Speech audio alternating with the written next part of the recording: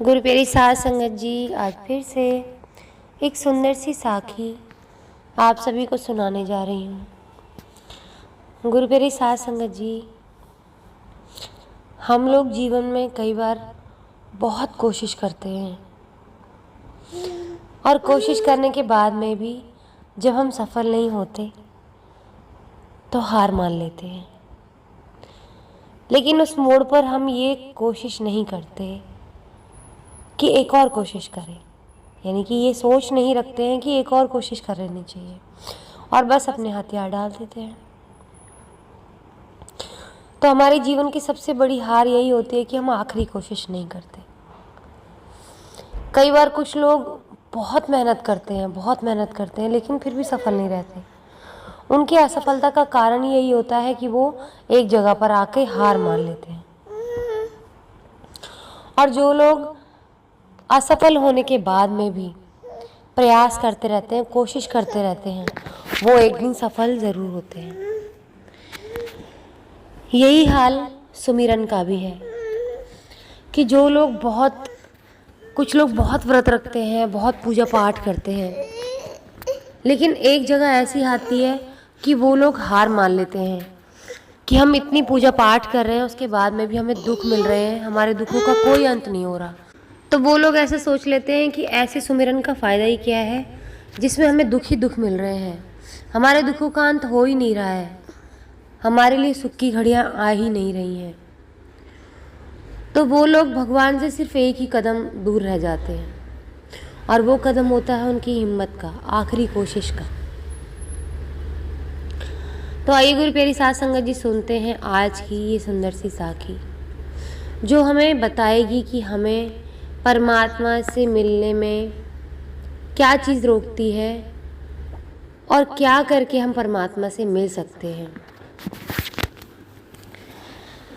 ये कहानी है एक पुजारी की। किसी दूर गांव में एक पुजारी रहते थे जो हमेशा धर्म कर्म के कामों में लगे रहते थे। एक दिन किसी काम से गांव के बाहर जा रहे थे। अचानक उनकी नज़र एक बड़े से पत्थर पर पड़ी। तभी उनके मन में विचार आया कि कितना विशाल पत्थर है, कितना बड़ा पत्थर है, इसकी क्यों ना एक बहुत सुंदर मूर्ति बनवाई जाए।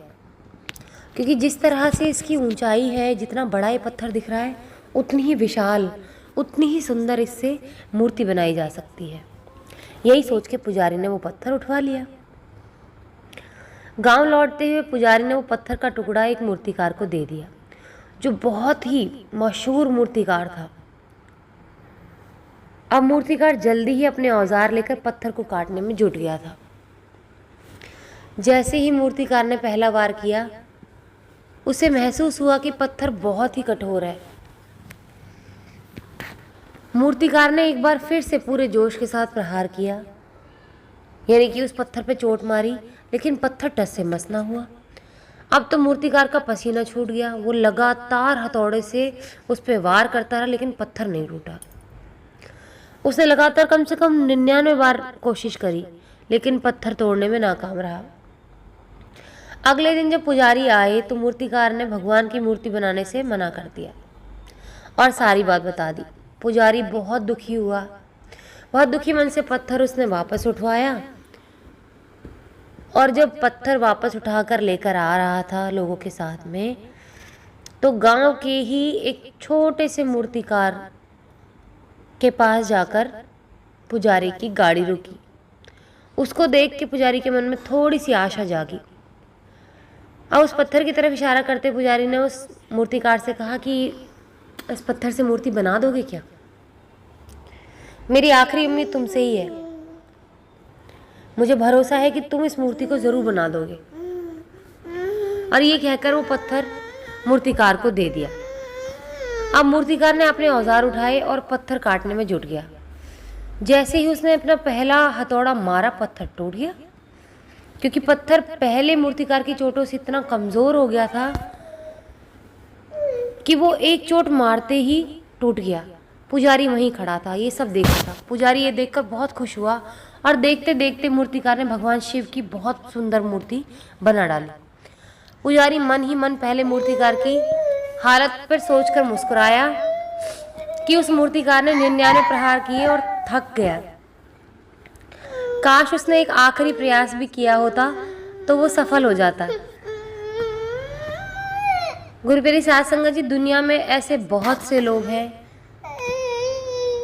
जो ये शिकायत रखते हैं कि उनकी कठिन कोशिशों के बाद भी वो सफल नहीं हो पाते। लेकिन सच यही है कि वो अपनी आखिरी कोशिश से पहले ही हार मान जाते हैं। लगातार कोशिशें करते रहिए, क्या पता आपका अगला प्रयास यानी कि आपकी अगली कोशिश वो आखिरी कोशिश हो जो आपका जीवन बदल दे। हमारे जीवन में बहुत से ऐसे पड़ाव आते हैं जब दुखों की घड़ियां बढ़ती जाती हैं, बहुत लंबी लगने लगती हैं। हम सुमिरन करते रहते हैं इसी आस में कि कभी तो दुखों की घड़ी का अंत होगा। सब लोग कहते हैं कि जितना दुख पड़े उतना सुमिरन करना चाहिए। सुमिरन करते फिर भी दुख की घड़ियां ख़त्म नहीं होती और ऐसी स्टेज आ जाती है जीवन में कि हम भगवान से रूठ जाते हैं, उससे लड़ने लग जाते हैं और कहते हैं कि इतना सुमिरन करने का फ़ायदा क्या। इससे अच्छा तो वो लोग हैं जो लोग दिन रात तुझे गालियाँ देते हैं, तेरी जो मर्जी है उसके खिलाफ काम करते हैं, यानी कि लोगों का दिल दुखाते हैं, पाप करते हैं और फिर भी वो खुश रहते हैं। इससे अच्छा तो हम भी पापी होते और हम पाप करते और खुश रहते। अगर अच्छा होने का ये सिला है कि दुख मिले तो इससे अच्छा है कि हम बुरे बन जाएं। और इसी स्टेज के आते ही वो भजन सुमिरन पाठ करना सब छोड़ देते हैं, भगवान से बात करना भी बंद कर देते हैं, इतने नाराज़ हो जाते हैं। लेकिन अगले ही पल उन्हें एहसास होता है कि भगवान के बिना उनकी सर नहीं सकती। एक भगवान ही है जो उनकी सुनेंगे और भगवान के सुने बिना उनका कोई काम नहीं हो सकता। एक आखिरी कोशिश भगवान से मिलने की जब वो करते हैं फिर तो भगवान उन्हें ज़रूर मिलते हैं। लेकिन जो लोग आखिरी कोशिश नहीं करते हैं, यानी सुमिरन हमेशा के लिए छोड़ देते हैं, अच्छे काम करना हमेशा के लिए छोड़ देते हैं, तो उन्हें भगवान की प्राप्ति कभी नहीं होती। वो कभी भी भगवान की तरफ जब मुड़ते नहीं हैं तो बुरे कर्मों में फंसने में वो देर नहीं लगाते, और जब वो बुरे कर्मों में फंस जाते हैं तो वो भवसागर के बंधनों में पड़ जाते हैं। और जब वो उन बंधनों में पड़ जाते हैं तो फिर तय है कि वो भगवान से कभी नहीं मिल सकते। तो गुरु प्यारी साध संगत जी, हमें लगातार कोशिश करनी है, चाहे दुखों की घड़ी कितनी भी लंबी क्यों ना हो जाए, हमें भगवान से मिलने की कोशिश छोड़नी नहीं है, सुमिरन छोड़ना नहीं है, कभी भी हार नहीं माननी। और ऐसे ही हमारे निजी जीवन में भी है।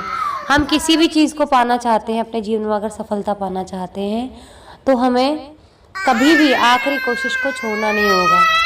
जिस तरह से उस छोटे मूर्तिकार की एक चोट से ही वो पत्थर टूट गया, वैसे ही हमें भी उस छोटे मूर्तिकार की कोशिश को अपने जीवन में लेकर आना पड़ेगा। वो एक आखिरी कोशिश जरूर करनी है हर सफलता को पाने के लिए, चाहे वो परमात्मा को पाने की सफलता हो, चाहे वो ज़िंदगी में किसी चीज़ को पाने की सफलता हो।